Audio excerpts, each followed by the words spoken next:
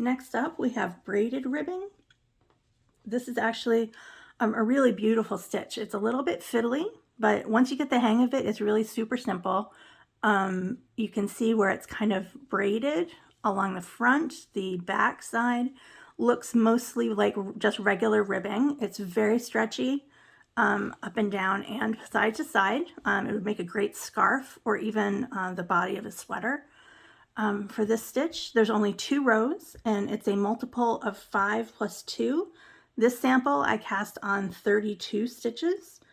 The sample that I'm going to be working now is going to be 17 stitches. And like I said, there's only 2 rows that you are repeating over and over. So it's actually not nearly as difficult as it looks once you get the hang of it. So the first row, and this is going to be the right side row, you're going to start with a purl 2. Oops. Purl 2, 1, 2. Then you're going to knit 1. And this is where it gets tricky because you need to knit this second stitch on the left needle, but from the back, and you need to knit it before the first stitch. So you're going to knit through the back loop, that second stitch, pull the loop through, and then knit the first stitch through the front loop, like so. And you're going to just do that. So then it's purl 2 again, drop the stitch rather. You're going to purl 2,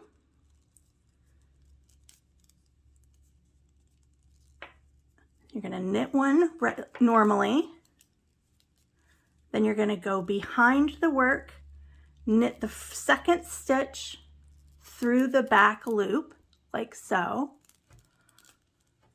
It's going to be a little tight on this cast on edge. Bring that loop through, knit the first stitch through the front, and then pull it through and let both stitches fall off the needles. So that little loop is not a stitch. It's part of a stitch. It's not loose. Then you're going to purl 2 again. I've set up 3 repeats of this pattern. So you're going to purl 2,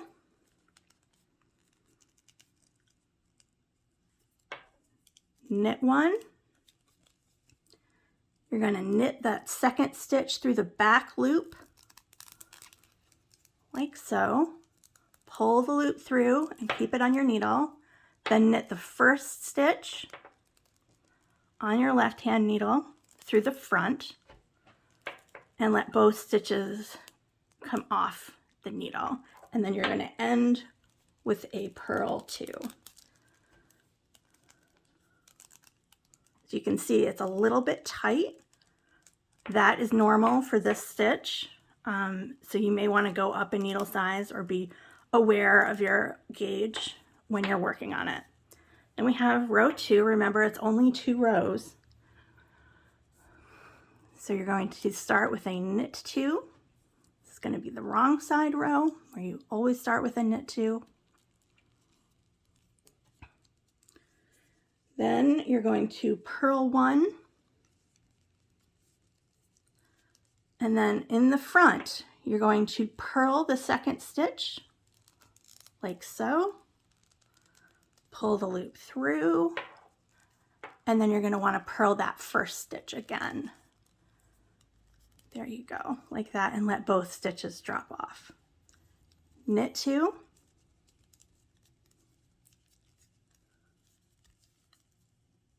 Purl 1. Purl the second stitch.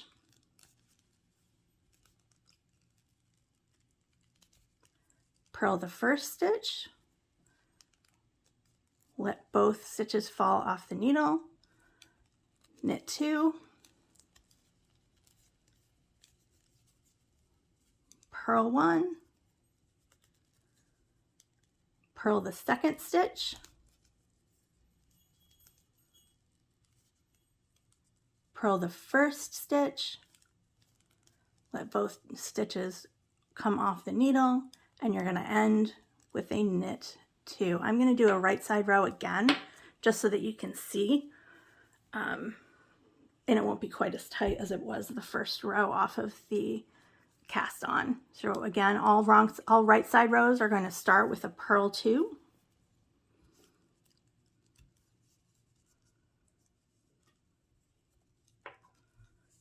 I'm going to knit 1, knit the second stitch through the back loop, knit the first stitch, and take both stitches off of the needle, purl 2,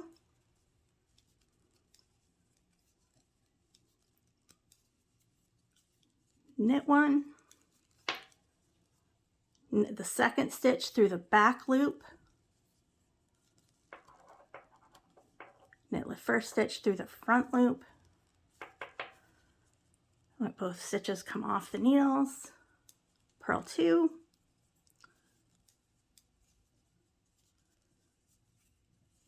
knit 1, knit the second stitch,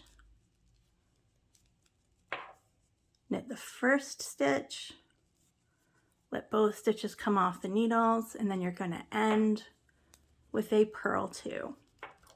And you can already see the braid starting to come out.